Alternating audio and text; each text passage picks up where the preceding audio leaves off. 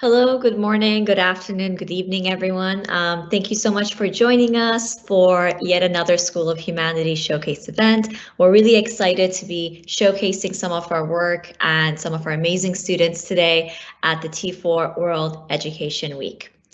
So before we actually give you an overview of School of Humanity, I just want to give you an overview of the agenda for today. I'm Raya. I'm the founder and chief executive officer of the School of Humanity. I'll be talking a little bit about our model and our pedagogy, and then we'll go into a couple of student presentations. Our learners will be talking about some of their projects that they worked on over the course of the summer. And we'll also share some of our key takeaways of working with our model and pedagogy overall. Next slide, please. So for those of you who don't know us, we are an online first school like no other.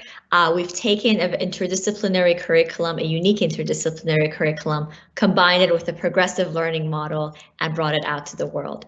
Our mission is ultimately to equip learners with the competencies, mindsets, and behaviors that they need to flourish in and contribute to today's world. In terms of the proven pedagogy that we have, we've looked at things like challenge-based learning and inquiry-based learning, and what we've done is taken it into an online-first model. So at School of Humanity, there are no subjects, there are no courses. Instead, learners embark upon interdisciplinary learning paths, such as Future of Medicine or Designing Space Settlements, where they participate in workshops, mentorships with industry experts, and online learning activities. We've also adopted a competency-based model with emphasis on mindsets and behaviors and skills. And as we'll hear later, we've designed a curriculum and experience that puts emphasis on human flourishing through curiosity-led learning guided by purpose. Everything we do is online first, although we also are starting to pilot hybrid programs in the fall. And a huge part of the value and the experience at School of Humanity is a very global one, where we bring in amazing human beings from all around the world, enabling them to interact with one another. Next slide, please. A little bit about the team. Of course, none of this would be possible without an amazing team of educators and educationists and really passionate serial entrepreneurs in the space. So a huge shout out to our awesome team for making this possible. And just a quick background about the summer school. So you'll be meeting 4 of our learners from our summer school this fall. The summer school was essentially a 6-week pilot where we had learners with us full time and allowed us to really validate our model and our curriculum. They worked on some groundbreaking projects at UC. They developed some amazing skills, expanded their professional network, but above all, they developed some really meaningful collaborations and friendships, which proved to us that even online first models can be really inspiring and can be really social as well. All right, so without further ado, we're going to share our key takeaways after you've met all our amazing learners. So do stick with us, but without further ado, I'd like to introduce Rania Hashim, who's created an amazing project that would use biomarkers to advance female health. So Rania, without further ado, I'll pass it on to you. Thank you. Next slide, please. Hi, I'm Rania, and today I'm going to be talking about my project, Xenia, the Women's Solution. Before that, a little bit about myself. I'm a 14-year-old from India who's passionate about femtech, alternative protein, and extended reality. And so the problem I've identified for myself was the inefficient diagnosis of endometriosis. Now, I want you to imagine this, being under barbed wire while an animal is trying to eat through you. This is endometriosis, and with 10% of women being diagnosed with it, you'd expect robust diagnostic methods, right? Wrong. The gold standard of diagnosis is a highly invasive procedure known as laparoscopy, as you can see in the pictures. Now, I analyzed the root causes of this and found that they all point towards the lack of awareness, internalized misogyny, and societal norms, all of which restrict talking about periods and breed myths and misconceptions. And since this disorder is female specific, tech integration hasn't been all that great either. To counter these, I created Xenia, a menstrual product paired with an application. This is a diagnostic tool, and it utilizes the presence of certain biomolecules known as biomarkers in the menstrual blood to help in detection, and this data is analyzed by the smart menstrual product. Now, it has three main features. The first one being the learn feature, allowing you to learn more about female healthcare. The second one is the diagnose feature, which takes charge of tech integration onto its own hands and uses a novel method of diagnosis as aforementioned. And thirdly, or finally, we have community, which allows you to have anonymous discussions with women all around the world on all things femme. So, as for data collection, Xenia will utilize artificial intelligence to look into detecting biomarkers from the menstrual blood. While this is still a hypothesis, studies are underway to prove it. And to maintain accuracy, daily check-ins also take place. Now, this is the application interface. Next slide, please. Yeah, thank you. This is the application interface featuring the info page as well as the diagnose section. As you can see, is a whole centralized hub of everything that is there. Next slide, please. And then you have the check-in section, which looks for three main things, as you can see, which is basically flow, the pain you experience on your periods, as well as the gastrointestinal problems, if any. Now, you can also clearly see the cross-referencing in the picture. Now, my process to get here over the span of 6 weeks was amazing. I started off by figuring out the problem I wanted to solve and then investigating it through root cause analysis. Next slide. Yeah, thank you. Through root cause analysis and iceberg models. After that, I decided to build off of the weaknesses of others and started brainstorming ideas. Then I made this a reality through rapid prototyping and went on to use this model to measure my impact or the impact that my product could have. Week 6 was the final week. I finalized everything, including this presentation. Now, throughout the whole process, I've also acquired skills like user interface design, concepts like microbiome access, and mindsets like the growth mindset and authenticity. And most of these may not sound like something that is taught at the School of Humanity, but that is true. School of Humanity, however, pushes you to your limits and guides you towards teaching yourself these things, because that's what's needed in a fast-paced world. And at the same time, in a fast-paced world, you also need to sit down and breathe. Next slide, please. This is what the flourishing sessions did to me. Working on a project in the span of 6 weeks, especially as someone attending a traditional school at the same time, isn't a very easy thing to do, and sometimes things can get hard and stressful. The flourishing sessions really helped me take a moment to breathe, kind of like, catching your breath after going for a run. The flourishing instructor, Kata, taught me techniques like diaphragmatic breathing and focused attention, and it was also super effective in discussion of Western philosophies and inculcation of self-awareness and scientific knowledge in terms of well-being. Throughout the whole process, next slide please. Throughout the whole process, I've also created content on what I learned, and you can see here an audio podcast I recorded about this, as well as a mind map about myself, in a session where we discuss personal identities and theories associated. But really, I have created a lot more content, and this is just the tip of the iceberg. And finally, next slide, please. Yeah. And finally, all of these together, I hope to channel to make an impact. My project tackles SDG 3 and 5, although it could indirectly contribute to the other goals as well, as you'll see. This could also empower women to understand their disorder better so that they can get treatment early and work their way around it, allowing them, next slide please, allowing them to put their best foot forward. This could potentially allow for 10 more hours of productivity per week.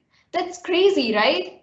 Anyway, thank you so much for listening in. Special thanks to the School of Humanity, especially Raya and Ashna, for helping me reach this point with my project and guiding me through every step of the way.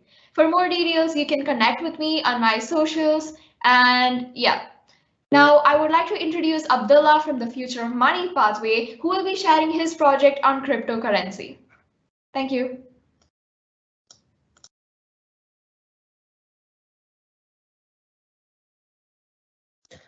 Hi guys, I'm Abdullah. Sorry, next slide. Before we start, I just wanted to introduce myself real quick. I'm Abdullah. I'm 15 years old and a Jordanian who's living in Dubai. In the School of Humanities summer program, I joined the Future of Money pathway. I've been in the crypto market since I was 10 years old, holding some cryptocurrencies such as Bitcoin Cash, Ethereum, Bitcoin, and Dogecoin. Next slide. So before we start, let's just talk a little bit about the market with a little backstory. Currently, the cryptocurrency market is still fairly new, but is a really large market, backed with $2 trillion of the market cap already just in the crypto market, with $140 billion of trading every single day. All of this money is spread on hundreds or even thousands of coins, with over 200 million cryptocurrency wallets on Bitcoin alone. So in the program, we learned about how to think about the causes of our problems. So I found out that the current market exchanges or wallets, all the cryptocurrency money is stored on a digital wallet, fully based digitally, and doesn't require any form of hardware, which makes the wallet quick and easy to use. But since the wallets are based digitally on the browser, it compromises security and for its accessibility, since all the information is stored digitally on the internet, which means it could be vulnerable to attacks. For example, in 2014, the Mt. Gox wallet and exchange was the largest exchange, and 70% of all Bitcoin was stored on this exchange alone. It was hacked by a group and lost over $400 million worth of Bitcoin. And this case study shows us that the market definitely had or has some weaknesses, and this is where I think my product comes in. So Blue Wallet is a cryptocurrency wallet which stores all your cryptocurrencies in one place, with a focus on cybersecurity and the safety of your wallet and your account.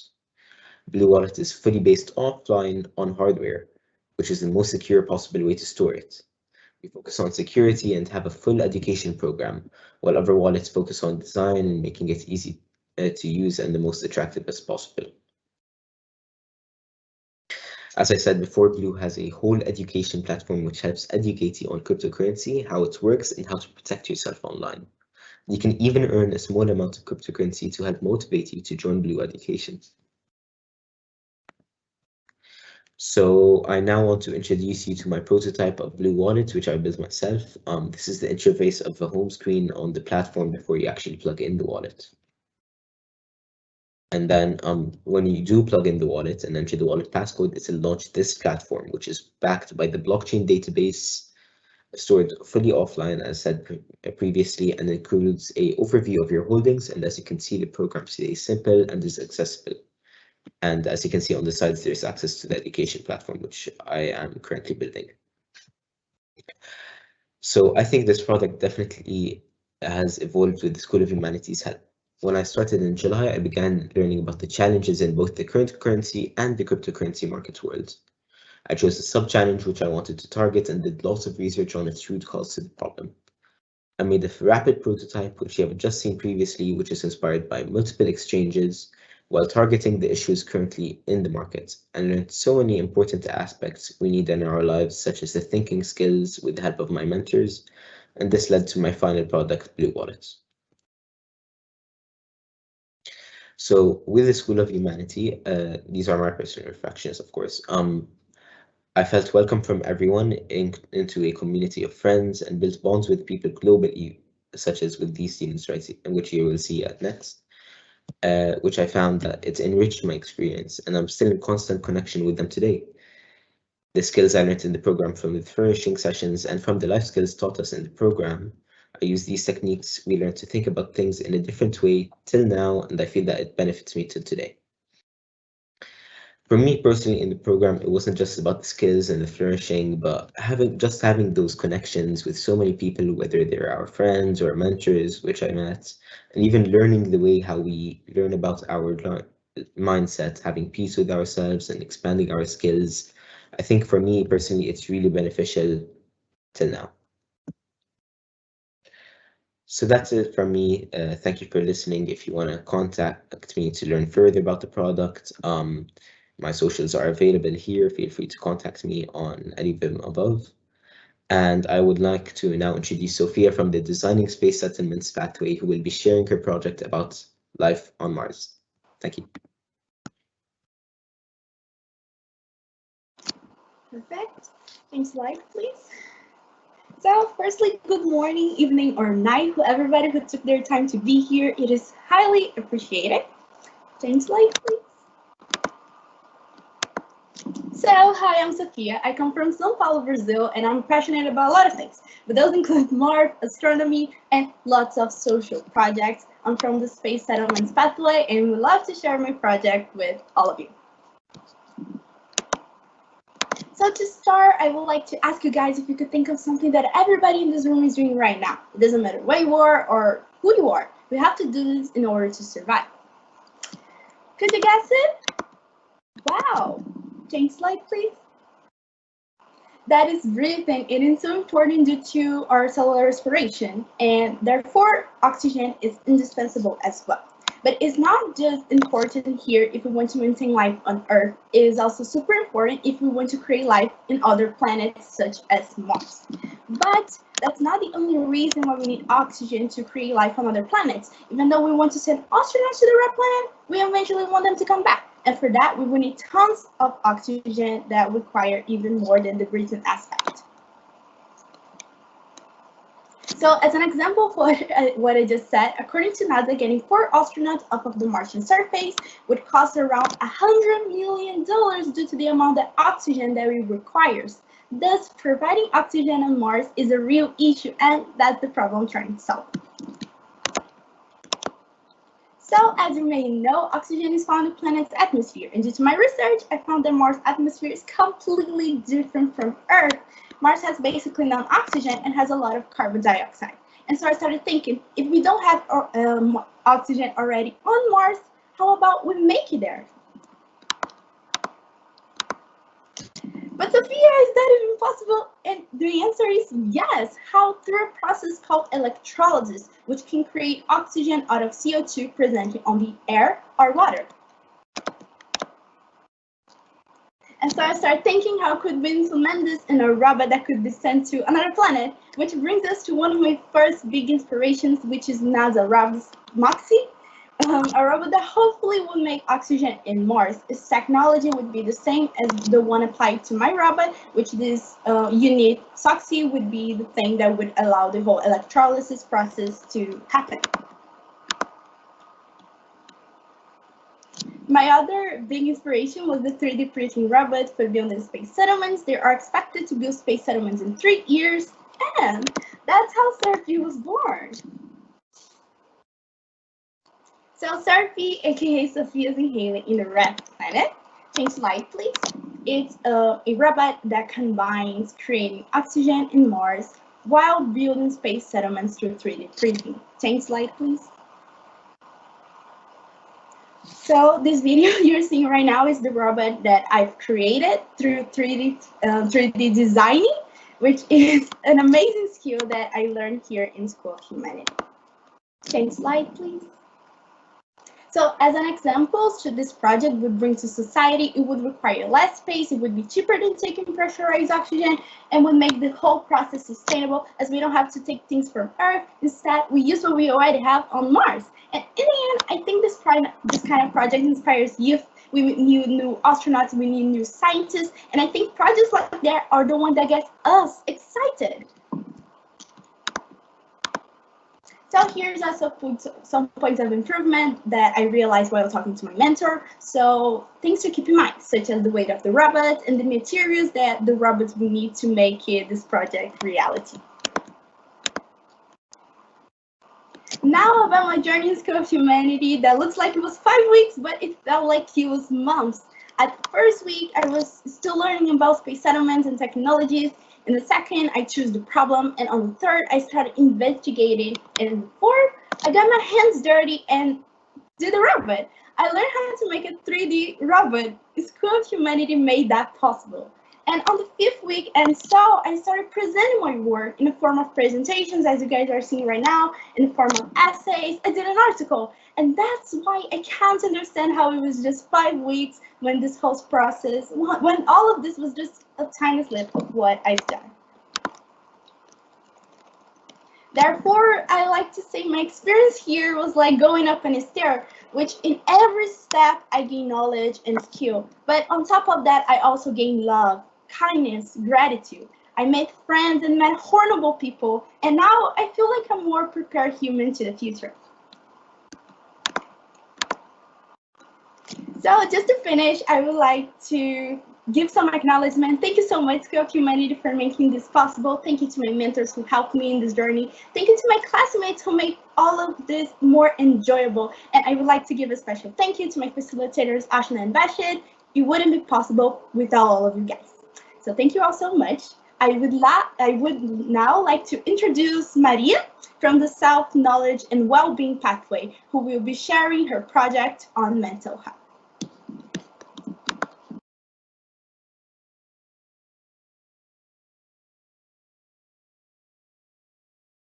So, hey everyone, I'm here to present my amazing idea. Hello, Ego.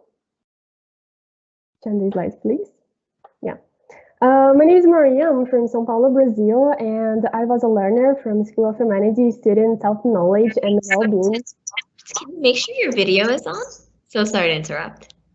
I don't think we just double check the button because I think we can't see you right now. Can you see me? Because my camera Yes, is now it's working. Sorry, go ahead. Sorry to interrupt. Okay, no problem. So I was learning in School of Humanity, student self-knowledge and well-being as my learning path. Turn these lights. And during my experience, I could discover what most motivates me and the most important, what I like to study about. So I am fascinated about the power that everyone have to support his students. I am a learner from this country, Brazil, with this huge lack of education, but every day I see so many potential around me that School of Humanity helped me to develop a project involving my passion. Turn these lights. So my mentors and my learning facilitators, ACA teachers, helped me to study deeper and more about my problem, and I have data to support what I'm talking about. So we have this research from the Global Student Survey indicating that more than half of students in 15 countries have mental health problems during the COVID-19, and Brazil is the first one most affected. Turn these lights. So this is my sub-challenge, the lack of self-knowledge and mental health in Brazilian schools. And the part most exciting about the School of Humanities is that I can develop my own curriculum during the 2 months, and I got very, very experienced about self-knowledge and well-being since I had a career story session with the SUBO, which is a great professionals.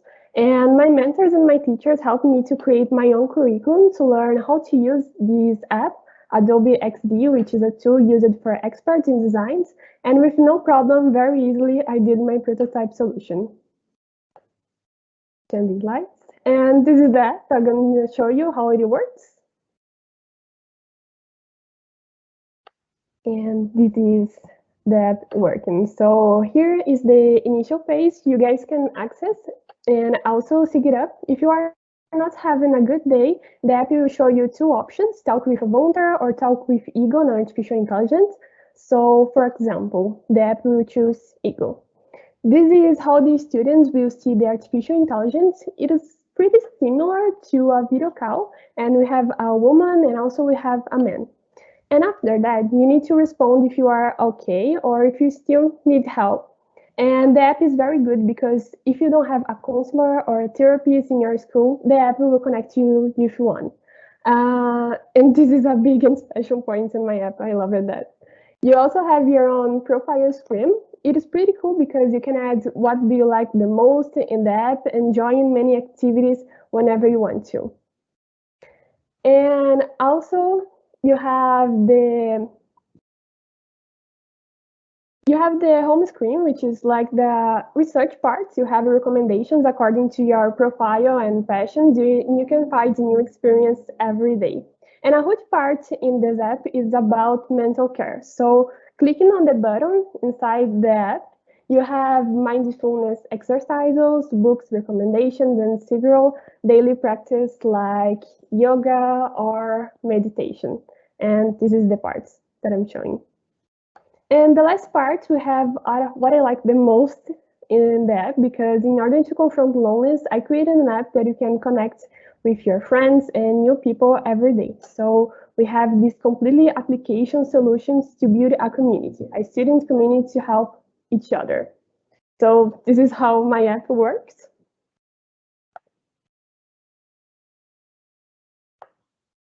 And after that, my next steps are to study more and deeper to improve my research. I hope to publish my app and not only help Brazil, but more countries. Completely the goal to help humanity. And 10 slides.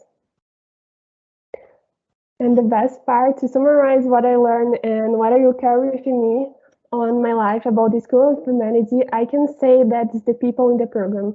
We have many other schools around the world which are pretty excellent, schools of elite, but if you don't have the right people, the human people that supporting students, make them feel loved and appreciated, you are not in the right school.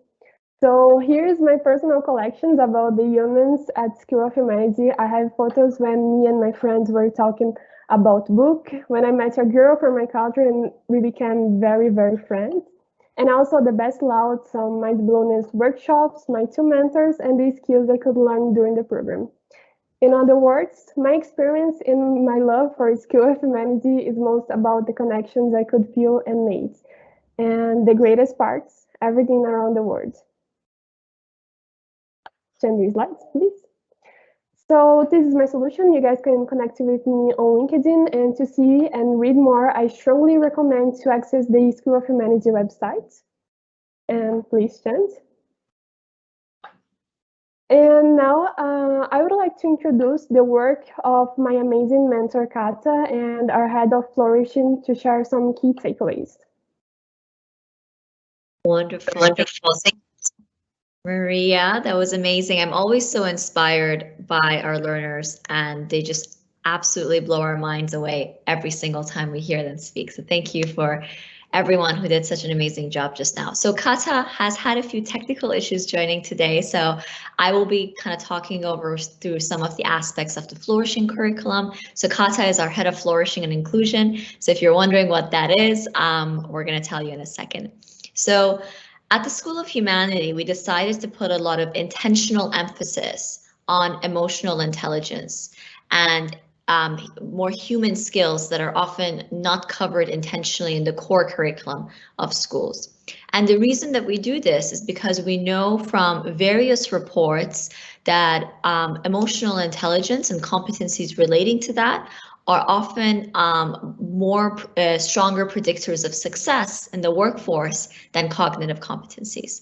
So here, for example, you see one of the takeaways from one of those reports, wherein while skills like conceptual thinking and analysis were absolutely vital, skills such as a singular drive to achieve, the desire to have impact or influence, to take on challenges, and self-confidence were just as important for success in the workforce. That's exactly why we put a lot of emphasis on those at the School of Humanity. Next slide, please. And in the words of Daniel Goleman, who many know as one of the pioneers of emotional intelligence, soft skills have hard value, especially in a world where technologies like artificial intelligence are automating a lot of the routine, monotonous tasks that people tend to do in the workforce, leaving more human skills to be done by human beings. So we know, obviously, that emotional intelligence allows us to become outstanding in any field of work, both in terms of the workforce, but also we know that it allows for the right conditions for personal happiness. So in our flourishing curriculum, we also put a lot of emphasis on areas like finding meaning and purpose, developing meaningful relationships, overcoming stress and anxiety, and so much more. And that brings us to the curriculum. So in our overarching graduate competency standards, we've intentionally placed emphasis on things like mindfulness, meta-awareness, gratitude, motivation, sources of happiness, focus and concentration. And for us, these are just as important as reading skills or writing skills or everything else that schools traditionally put in the core curriculum as one of the more important metrics. And we also do our best to try to measure the development of these competencies so that it's not just fluffy words, but rather concrete things that we're developing in our young minds. And some of the learning outcomes that we've seen that this has led to, and we've been, again, both relying on self-assessments from the learners at the beginning, in the middle, at the end of the programs, but also doing a lot of our own research into what other research is out there. And we know that curriculum like this, or an emphasis on flourishing in curriculum, can lead to greater kindness, more empathy, increased motivation, reduced levels of anxiety, greater joy and happiness, heightened sense of self-being, and much more. And these are all conditions that will further improve learning in other areas because you're in a more healthier, more peaceful state of mind. So just to wrap up the presentations bit, and I do want to say that we will be taking any questions.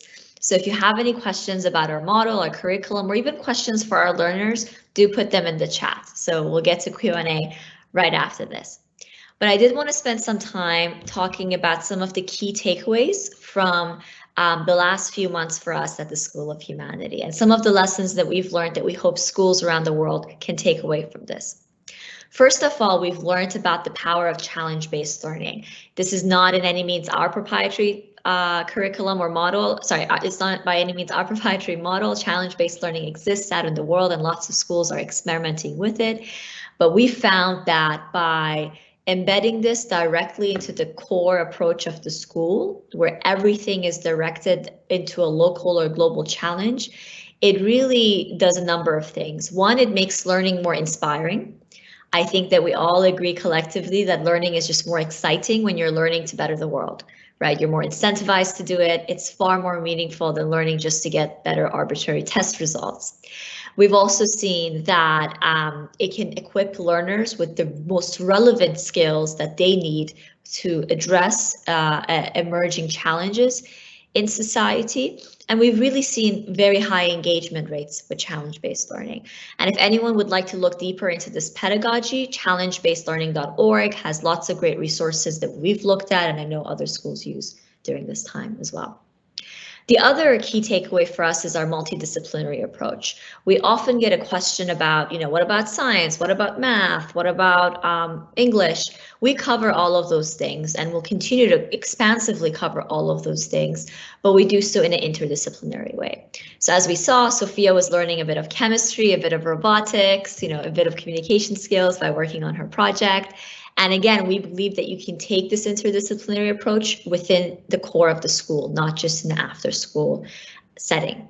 We're continuing to ramp up on those key literacies. So this fall, we're starting a partnership with Amy, which is an AI tutor that teaches learners numeracy skills. So we're starting to be far more rigorous about covering things like numeracy and more technical skills as well, but there will always be something we do in an interdisciplinary way. The last thing I'll say about interdisciplinary learning is it allows learners to learn things in the context of their interests. So you might not, like for me, I can use myself as an example. I never really liked math, but I enjoy running an organization and running a company. So learning math in the context of finance is a little more interesting to me than learning it in the context of arbitrary problem sets on a paper that I would never use. And I think we hear the same thing from our learners is they get to learn disciplines through the lens of other disciplines that they may be more interested in. Next slide, please. Two other key takeaways. So we were really slightly anxious about the online first aspect. In fact, the summer school was entirely online. Of course, we believe that high school students especially need to have a socially rich experience. And that a huge part of high school is the friends you make and the memories you have together. And we wanted to do our best to replicate that as much as possible, even in an online context. And I think it's fair to say that we did a decent job with that. Of course, nothing will ever replace the human element. But some of the things we did is we hosted game nights. We had fun, completely unstructured socials on our virtual spaceship on GatherTown. Which, we had lots of positive feedback on. And there were just little moments of fun. Like I know there were moments where the learners were playing music and dancing in a breakout room on a spaceship. I know there is a WhatsApp group that they're in that's apparently way too active across multiple time zones. So I think we realized that, if you make the sessions interactive, like we don't do lectures, it's all workshops and activities, to begin with, but also create those experiences for online socialization, it can really make learning more fun and meaningful, and it can create those memories and moments that we want our learners in our community to have.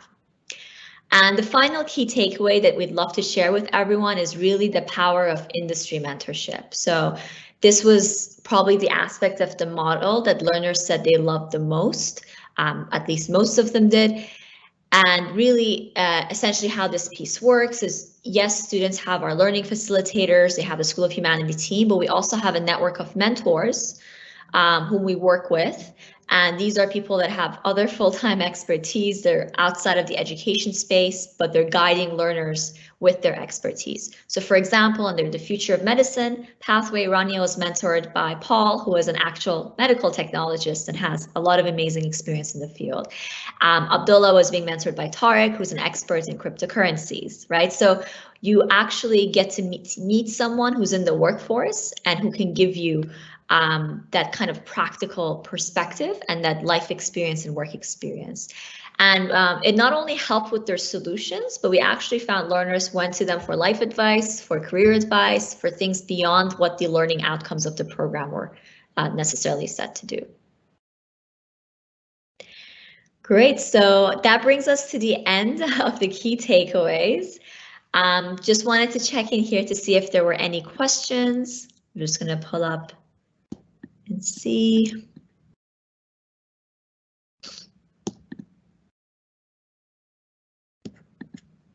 If you have any questions about our model, curriculum, I see lots of positive comments here. Abdullah, I think you might be getting a couple of LinkedIn connections. Thanks, David, for sharing Abdullah's LinkedIn. And we appreciate all of the compliments as well. Lovely. So if there are no questions, I think we might wrap up. But I really appreciate, I'm just going to read some of the comments that we have in case our learners can't see it. I know Kirsten's saying, hopefully more schools will be supportive to focus more on social emotional learning going forward. It's certainly gained attention during the pandemic. I couldn't agree more. And I know we have a lot of amazing compliments for our learners as well. Oh, there we go. We have our first question. So we'll take this question here. Akil's asking, so Akil's question, I'll just read, says, while I support what you're doing in emotional intelligence in a protected environment, do you think a second dose of emotional intelligence is needed later in life? I think absolutely. I think one of the discussions we were just having in a team meeting earlier, an internal School of Humanities team meeting, is that education is actually infinite, but we treat it as this finite thing, and the system is set up with this illusion of this thing you do from one period of time to another for a certificate at the end. But I think we do our best to embed this sense of lifelong learning in our learners, and absolutely a lot of the curriculum areas, there's never going to be an end where you say, ta-da, I'm emotionally intelligent and I've flourished in life. I think it's a constant journey of improvement. I hope our learners know that. I know we definitely know that. And Akila also mentioned that a lot of adults ask us if they can join the school. It's probably the most common question we get asked is if older people can join. So watch the space. Great. Okay, I don't think we have any more questions. Really appreciate anyone who did stick around till the end. Huge thank you to our learners. It's really late, and some of, we have learners across two continents here, so I know it's quite late and it's past your bedtime. So thank you so much, guys, for staying till the end. And thank you to the School of Humanities team. Thanks for Ashna for moderating. Thanks to Stephen for producing, and for David as well for moderating. This wouldn't have happened without everyone. So good night, good afternoon, wherever you are.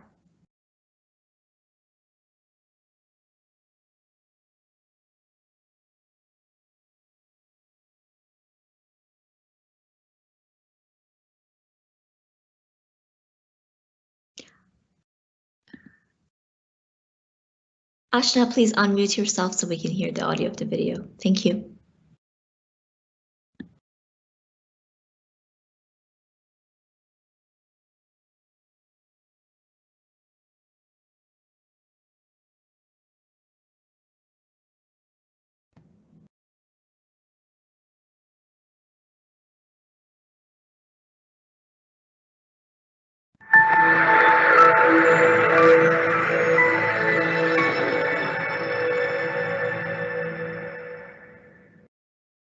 Join Time Magazine's lead education reporter alongside global educators and advocates to explore the impacts of teaching forgiveness. I teach forgiveness because it can have a positive impact in my students' families. It helps my students thrive in the face of adversity.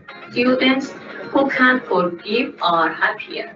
Join us to hear from teachers and thought leaders on how and why to include forgiveness in your classroom.